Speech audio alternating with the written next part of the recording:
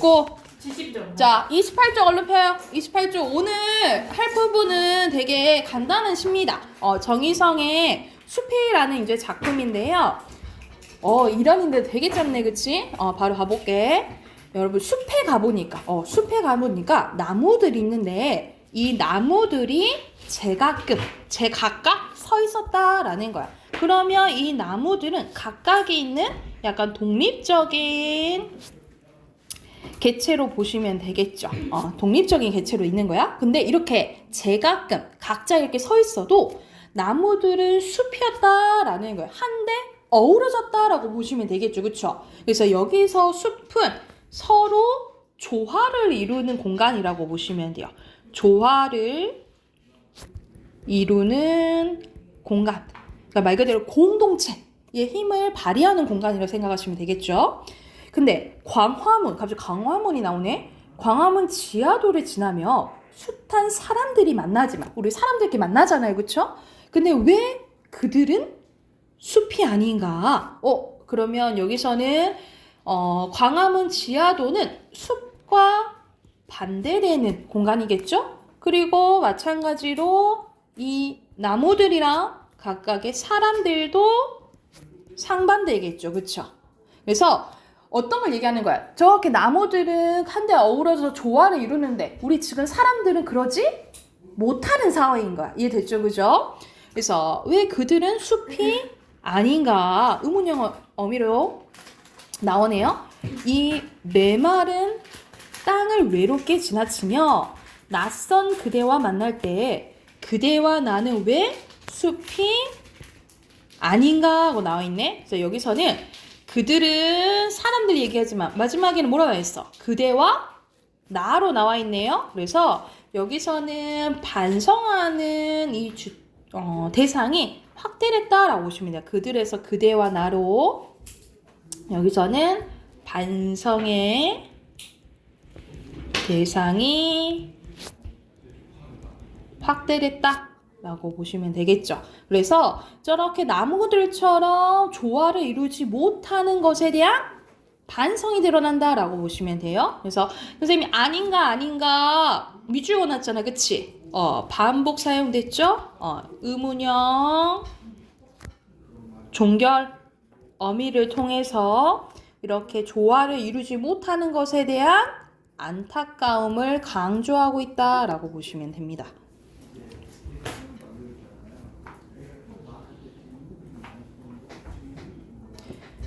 자, 그래서 오른쪽에 정리된 거 보면 자유시 서정시고요. 주제는 조화로운 공동체적 삶에 대한 소망이고요. 자연과 인간이 대비됐죠? 그래서 주제의식을 전달하고 반복적인 표현을 통해서 화자가 지향하는 바라는 삶을 드러냈고 의문형 종결을 통해서 안타까움을 부각했다라고 보시면 됩니다. 밑에 보면은 선생님이 그 표시한 것처럼 숲과 광화문 지하도 대비되어 있고요. 대조되어 있고요. 시구에 드러난 화자의 태도 한번 봐볼게. 왜 그들은 숲이 아닌가? 이걸 통해서 그들은 조화롭지 못한 삶을 살고 있어요. 그래서 그거에 대한 비판적 태도 드러나고요. 이 메마른 땅을 외롭게 지나치며 그래서 인간 사회가 되게 삭막하고 서로 이제 고독하고 외롭다 이 말이지. 그래서 이 현대 사회, 현대인들에 대한 인식 드러나고요. 그대와 나는 왜 숲이 아닌가? 이를 통해서는 조화로운 공동체를 이루지 못한 우리에 대한 비판, 그러니까 자기 반성적 태도도 드러난다라고 보시면 될 것 같아요. 이거 참고하면서 오른쪽 7문제 있네요. 바로 문제 풀어볼게요.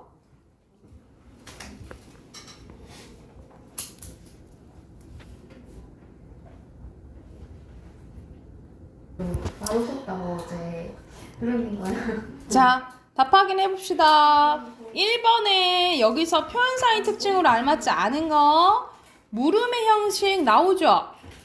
구절도 반복되고 대화체의 말투, 말하는 말투 대비되는 거 세모 동그라미 있었죠? 시간의 흐름 잘 모르겠고 여기에도 또 변화되는 정서도 없잖아, 그치?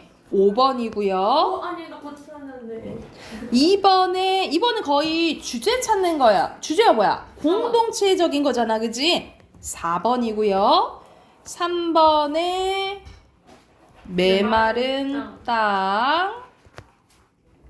자, 4번에는 여러분 거의 우리 문학을 해석하는 관점 생각나죠? 크게 우리의 작품 자체에 보면 내지적 관점이고 그 외의 것을 해석하면 외재적 관점인 거 했었는데 특히 여기서는 독자 맥락이에요. 그래서 독자가 어떤 뭐 예를 들어 소설이나 시를 읽고 비슷한 경험을 떠올리거나 그리고 어떠한 나는 이렇게 생각 안 하는데 나도 이렇게 생각하는데 이렇게 될 수 있고 뭐 배경식 내가 알고 있는 거 떠올릴 수도 있겠죠. 그렇죠? 그러면 가장 적절한 거 뭘까요?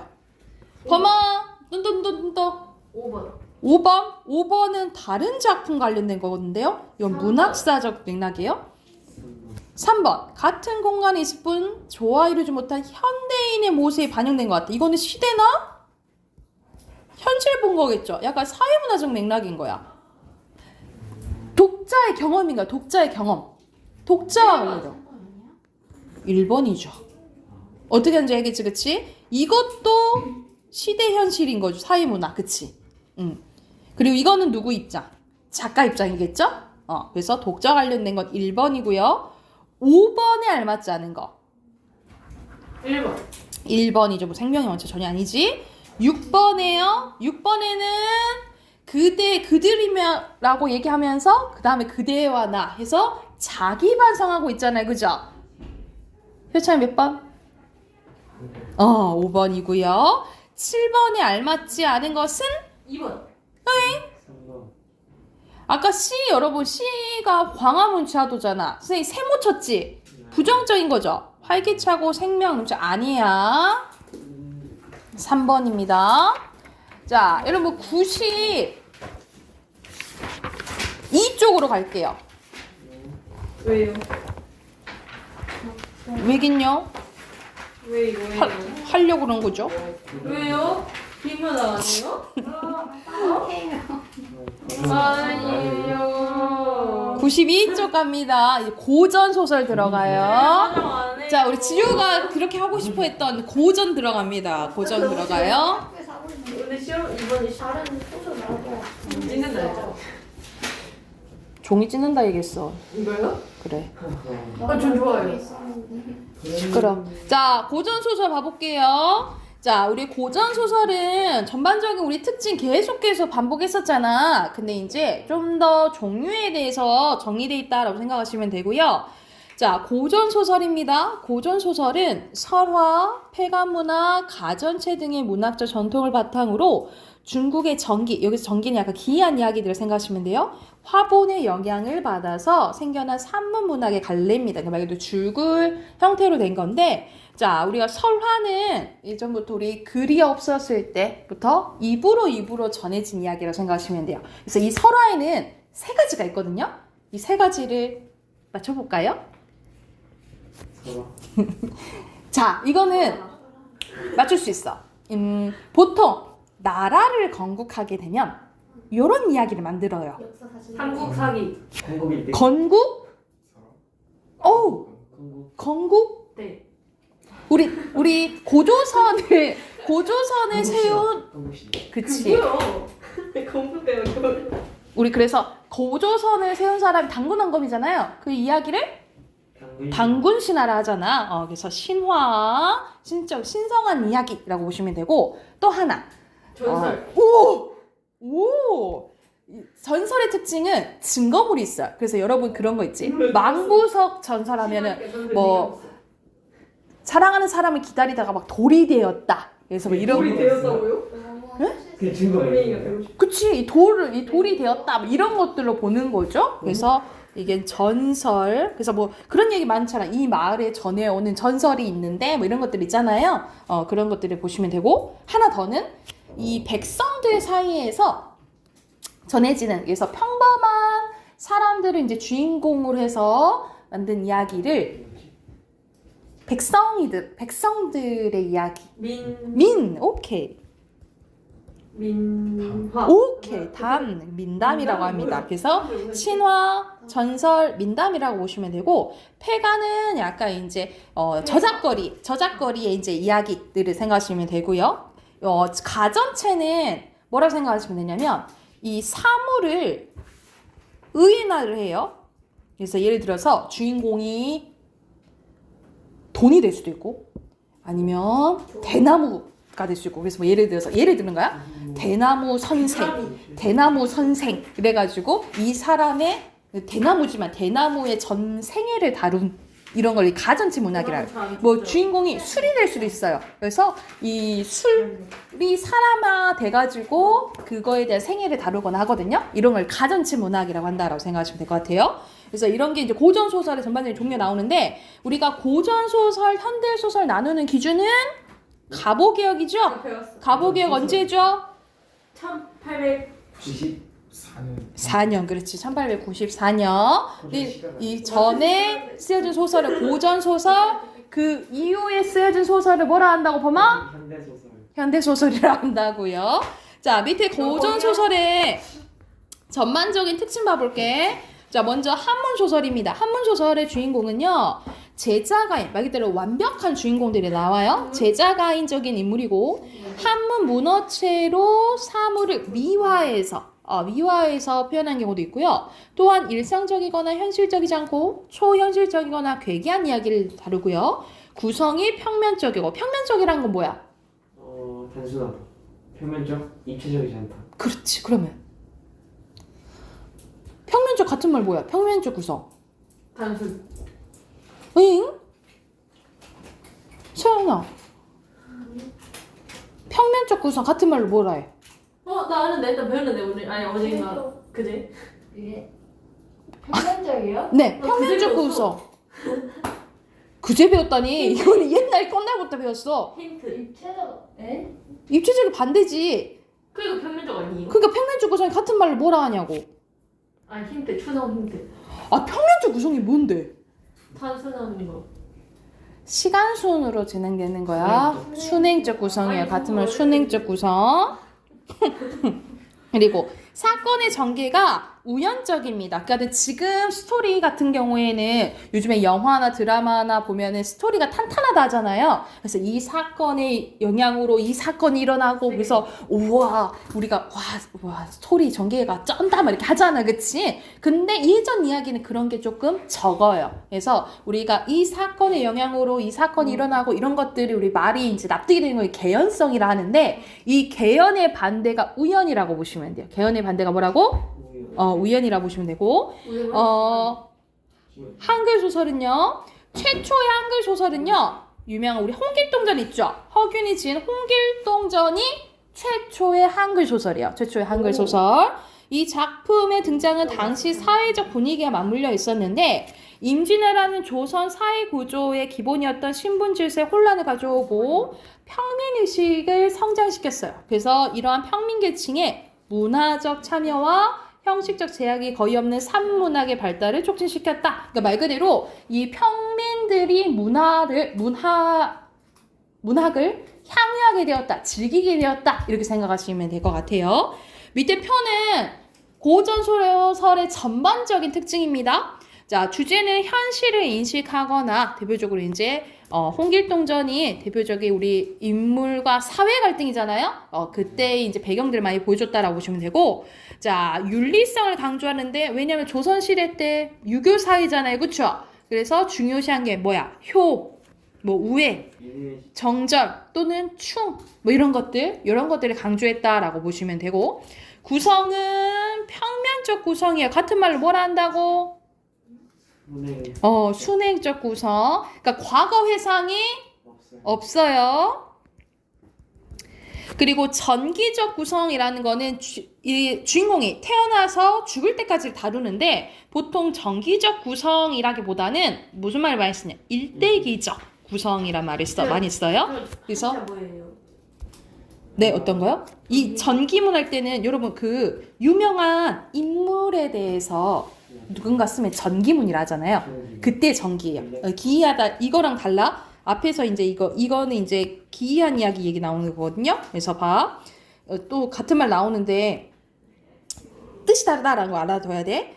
그리고 행복한 결말 이거 거의 해피엔딩이에요. 다 그런 건 아니지만. 그래서 그리고 주제는 거의 착한 놈은 복 받고 나쁜 놈은 벌 받아야겠죠?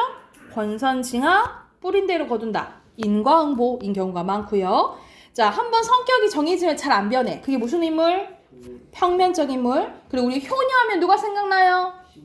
심청이. 그래서 어떤 사회 집단을 대표한다. 그러면 전형적 인물이에요.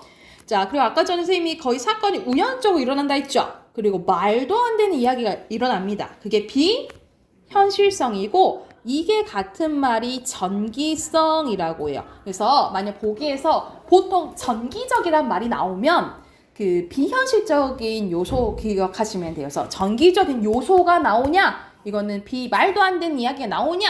이 말이라고 생각하시면 될 것 같아요.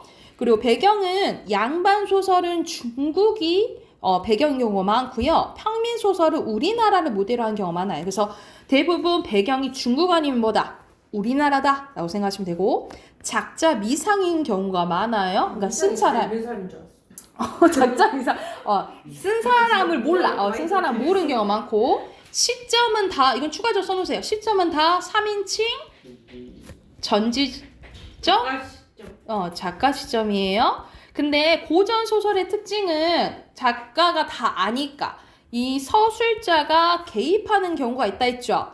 그걸 뭐라 하지요? 솔자에 나 그거 아는데 그래, 너는 알아. 나 배웠는데 그 원래 편집.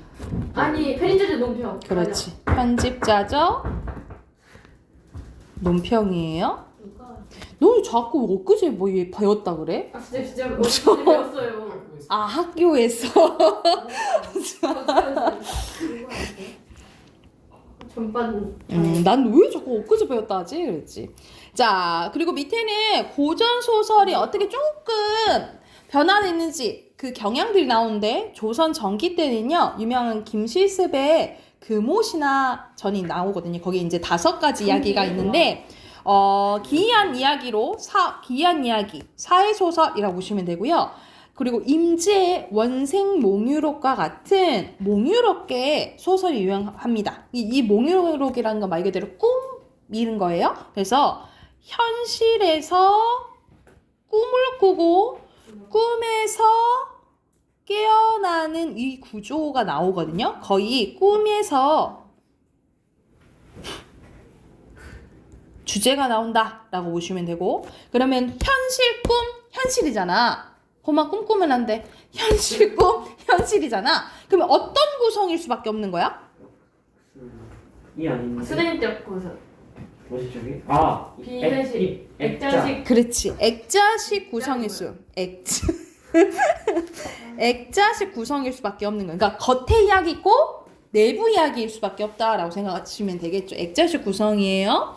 자, 이때는 엄청 소설이 막 많이 나오진 않고 소설이 많이 나온 때는 조선 후기 때입니다. 조선 후기 때 허균의 홍길동전 이후로부터 본격적인 소설이 이제 많이 만들어지게 되는데 특히 이제 17세기 들어서면서부터 활발해지고 상당한 규모의 독자층이 형성이 돼요. 왜냐면 이 평민들도 뭘 알게 돼? 글을 알게 되니까 막 이제 책들이 이제 책들이 세종대왕 모르겠어요 어딨어. 책들이 막 이렇게 돌아다니게 됩니다. 김만중의 구운모 사신함정기가 창작되면서 특히 사신함정기는 뭐예요? 그 배경이 뭘 빗댄 거냐면 숙종 때 있죠. 숙종이 정치를 잘했지만 여자 문제가 있었어. 이때 장희빈, 그치? 장희빈과 인현왕후 이야기라고 생각하시면 되고 이 소설의 수준을 한층 끌어올렸으며 춘향전, 흥부전, 심청전 대부분 이게 다 판소리계 소설이에요. 그리고 군담, 전쟁 이야기도 나고 한문 소설 그리고 장편 대하소설 다양한 종류의 이제 소설이 나오기 시작한다라고 보시면 됩니다. 그래서 이 대표적인 소설들이 오른쪽에 나와 있어요. 한문 소설 하면은 아까 처음에 나왔던 김실습의 금오신화인데 전체적으로 요 얘기만 조금 보면 될 것 같아요. 만복사 저포기는 뭐냐면 만복사라는 이거는 절 이름이에요. 그리고 저포는 놀이 이름이야. 그래서 이 양생이라는 사람이 자기가 이제 여자가 없으니 부처님한테 가가지고 나 여자 만나게 좀 해주세요. 빕니다. 그래서 저포놀이를 하게 되는데 양생 이겨. 그래서 여자를 이제 보내줍니다. 여자를 보내주는데 살아있는 여자를 보내줘야 되는데 죽은 여자를 보내줘요. 근데 양생이랑 근데 그 죽은 여자 사랑에 빠지게 돼. 그래서 죽음을 초월한 이제 사랑 이야기라 생각하시면 되고요. 양생이 죽어야 되는 거 아니에요? 나중에 나중에 죽어요. 오. 그리고 이생이, 여기 이생유장전은 이생이란 사람이 이제 담장 너머로 이제 최여인과 사랑에 빠지게 됩니다. 그래서, 근데 첫 번째는 이제 부모님의 반대로 자꾸 반대로 이제 헤어지게 되는데, 막 상사병 걸리고 막 아프고 난리가 나니까, 에이, 둘 결혼시켜 줍시다 하고 이제 결혼을 해요. 근데 이렇게 이루어진다 보니까, 이제 갑자기 이제 외적의 침입으로 전쟁이 난 거야. 그래서 최여인이 죽어요. 왜 다 막 죽어? 근데 이 최여인이 환신에 놓아. 그래서 다시 만나. 환생했다고요?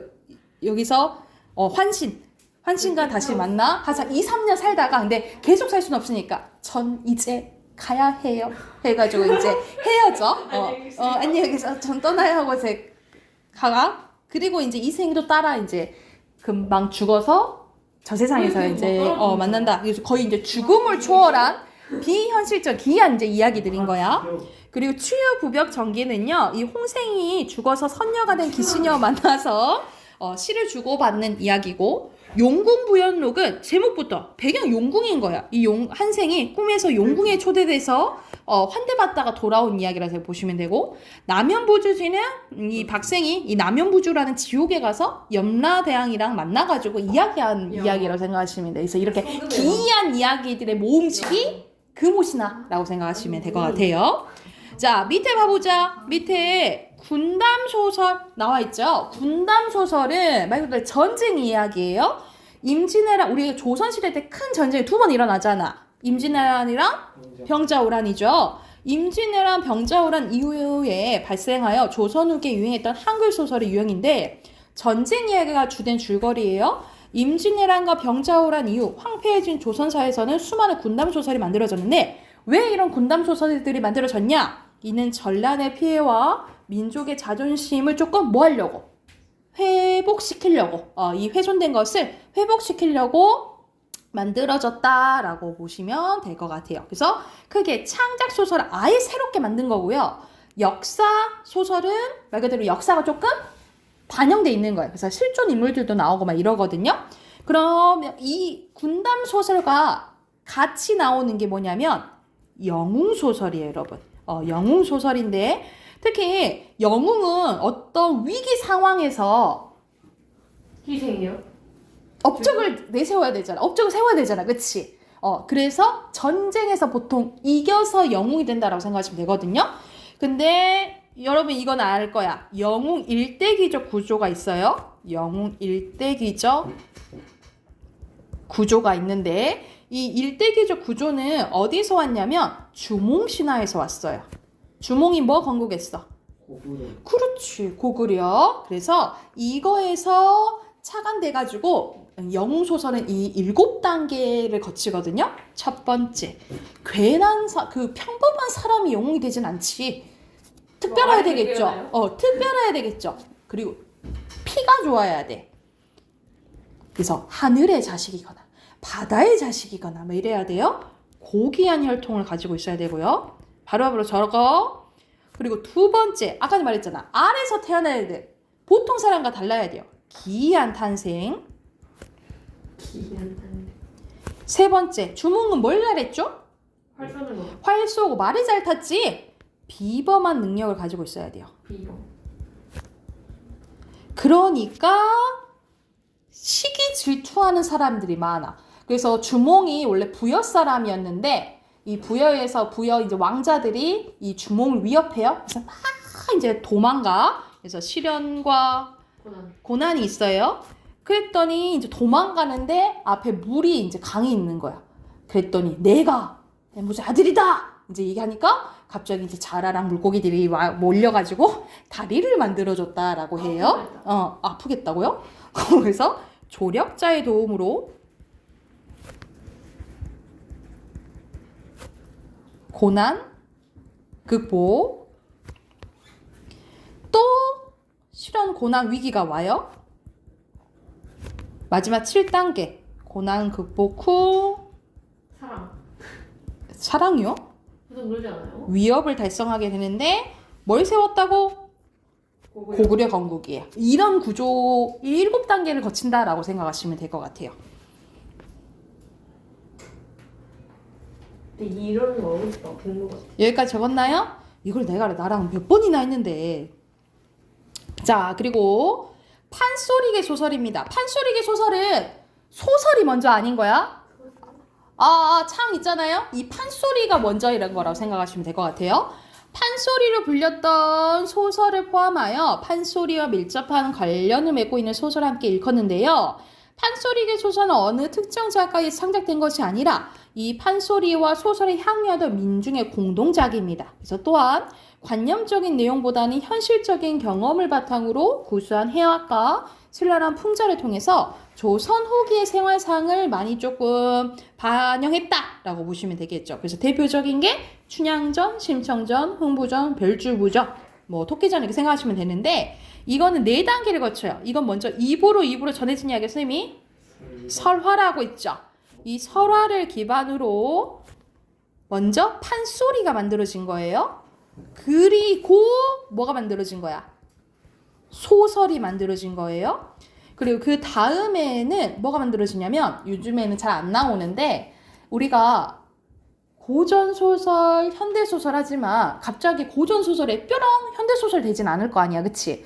그 과도기적 그때 일제 때 좀 과도기적 시기에 쓰여진 소설을 신소설이라고 하거든요. 그래서 이것들을 각색해서 이제 나온 작품들이 있어요. 그래서 예전에는 조금 간간히 나왔는데 요즘엔 거의 안 나와요. 근데 요 4단계를 판소리계 소설 요 4단계를 거친다. 이 정도만 알고 계시면 될 것 같아요. 이해가 됐나요? 자, 그리고 가정소설 말 그대로 가정내. 아까 대표적인 게 사실안정기 있잖아요. 이거는 이제 주제가 본처한테 잘해라 라는 내용을 생각하시면 되겠고요. 애정소설은 말 그대로 운영도 알아. 나 읽었어. 러브스토리인데 거의 고전소설의 해피엔딩이라 했잖아요. 그죠? 근데 얘는 비극적인 결말이에요. 운영이라는 궁녀가 있었거든요.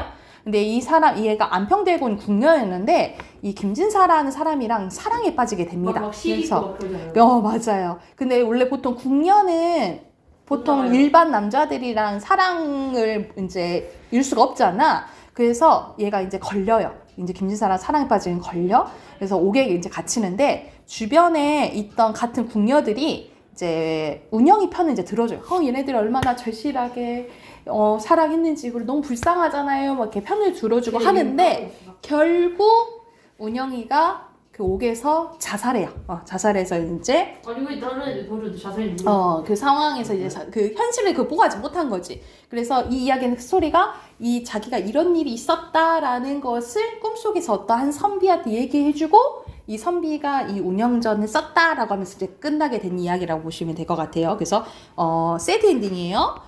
그리고 세트에 풍자 소설도 있고 엄청 긴 이야기, 대하 소설도 있는데 거의 나오는 이제 작품들은 요 있죠. 군담 소설이나 영웅 소설, 판소리기 소설 요 작품 위주로 좀 나온다라고 생각하시면 될 것 같아요. 그래서 참고하면서 양쪽에 10문제 있잖아요. 10문제 풀고 문법으로 갈게요. 자, 답 확인해 봅시다. 1번에 몇 번이야, 하윤아? 3번 2번. 2번 2번이야, 3번이야? 2번. 필연적은 현대소설의 특징이 우연적이에요. 1번에 2번이고요.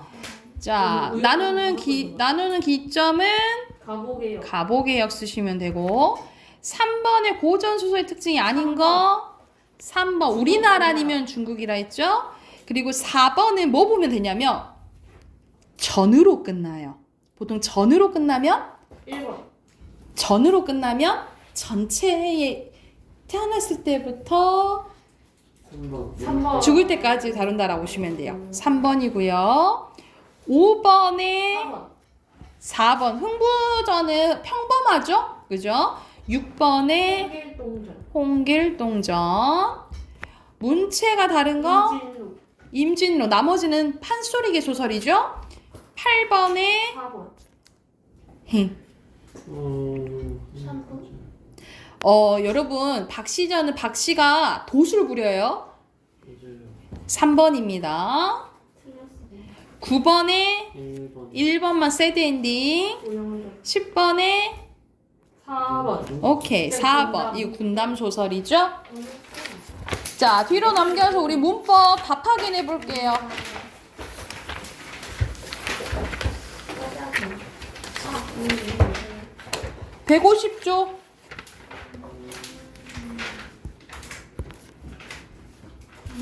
네, 50쪽 답변. 자, 1번 봐보자. 1번부터 폈죠? 네. 왜 저를 노려봐요? 숙제 다 해왔죠? 대답이 없어요? 1번에 1번에 안 풀었구나.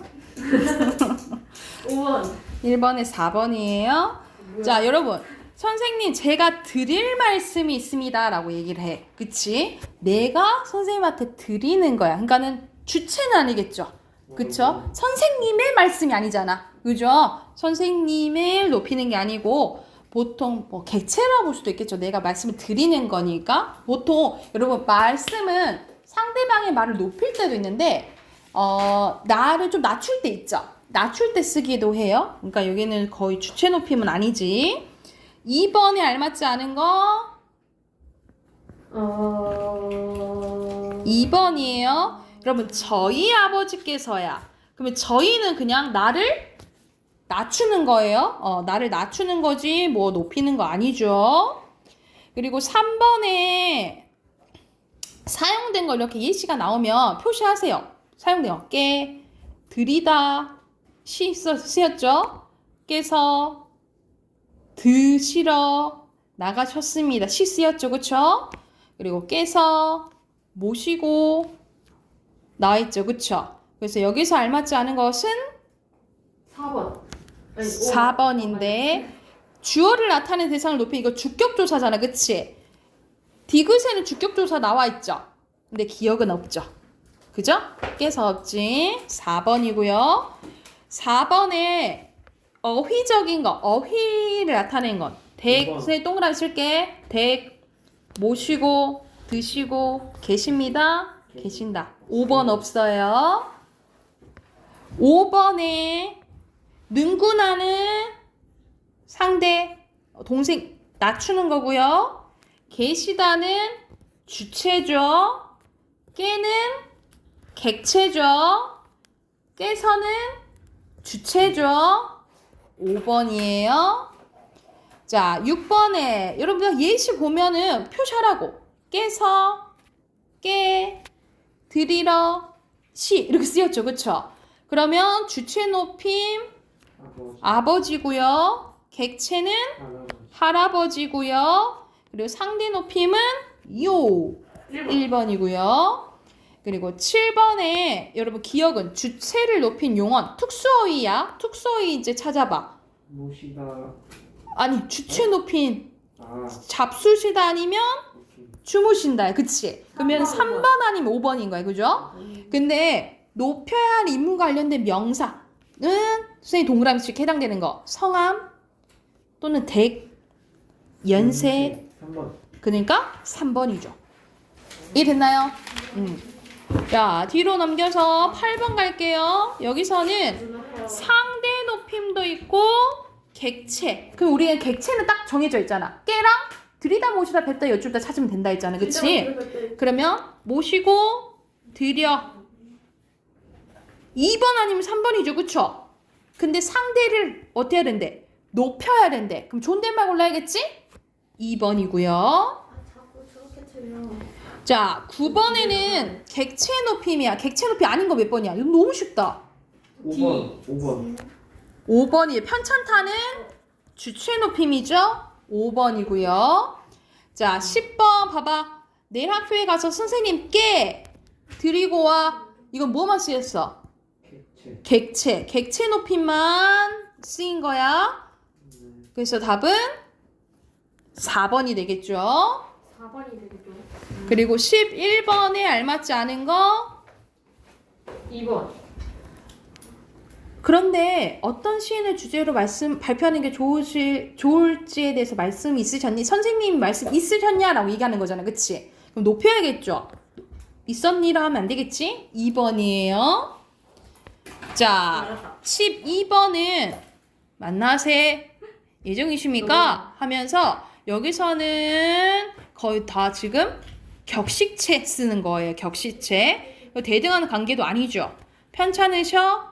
정리 보이시던데? 하면서 나와 디귿. 디귿은 할아버지의 편찮으신 거잖아요. 그쵸? 간접 높임? 없죠. 그쵸? 그리고 나의 리을의 특수어에 사용됐어요? 아니요. 배다 있죠? 네? 배다 있죠? 됐다 예쁘다. 들이다 보시다. 보시다. 4번이에요. 귀도 밝으시고는 주체 높임이죠. 자, 13번. 선생님 13번 답 확인하고 선생님 마무리할게. 13번에 알맞지 않은 것은 여러분 이것만 봐도 요것만 봐도 잘못된 게 하나 있어.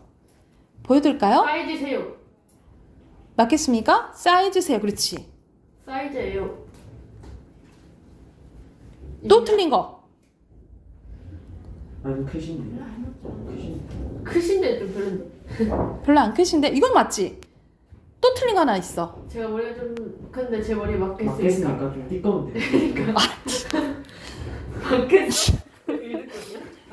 근데 봐봐 마지막에 내 어떤 모자인지 여쭤보세요. 나한테 여쭤보래. 날 높이는 거야. 나한테 여쭤보. 뭐라고 고쳐야겠어? 물어보세요. 물어보세요. 그래서 답은 5번입니다. 발음 표현 아니죠? 고쳐야겠죠. 맞겠습니까? 자, 여러분 다음 주에 모의고사 볼 거예요. 그래서 단어는 우선 스톱. 다음 주부터 단어는 스톱. 그래서 다음 주 토요일은 가볍게 오세요. 다음 주 토요일은 가볍게 오세요. 좋아요.